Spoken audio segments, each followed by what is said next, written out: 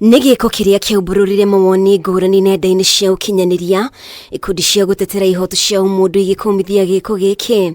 Kurerikana kiumia kihituku, Sheila ni atharikirwo ni arume matari marakurikana aria mamunyitire kia hinya na thutha ucio kumuraga ugituika mamuragire ni undu wa gukorwo ari wa huro umwe. Nipigiwa simu kuwa na miss siku 3.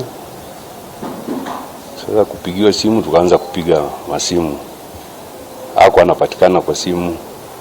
Siku hiyo mimi nilipigiwa simu, it was in 18th, ndio nikapata habari saa 6 ya usiku kuwa msichana amefariki na ameuawa, amepatikana kwa nyumba.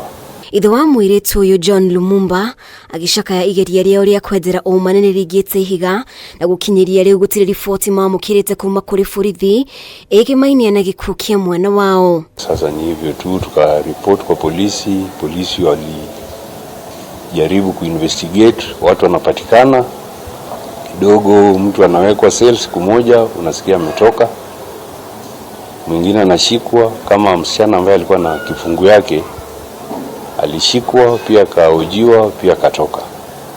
Sasa mpaka leo sisi tuliona tunazungushwa, tunapelekwa in circles, ikabidi turudi Naivasha. No gereire uthuthuria wa mwiri wa Sheila ni wonanitie aguthirwo mutwe na kindu gituhu, noho no ari na nguraro cia guthecwo ngingo-ini na maitho. Nyina wa mwiritu uyu akionekana kuremwo ni kuhitha ruo rwake. Pata tu damu imejaa nyumba yote, ni kama ali bleed sana.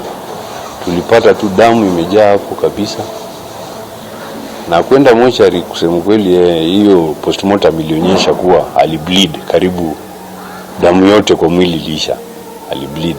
Tunatarajia kuwa justice itafanyika, manake mtu kuuawa kinyama hivyo haifai. Kuna vile watu wanasema kazini alikuwa amekosana na watu. Kuna watu wawili walifutwa juu yake. Nikienda kuona mtoto ni kama ameuliwa kama mnyama. It was very sad. The blood is all over. Me as a mother, I demand justice. Just justice for my daughter. Justice. I hope justice will be found.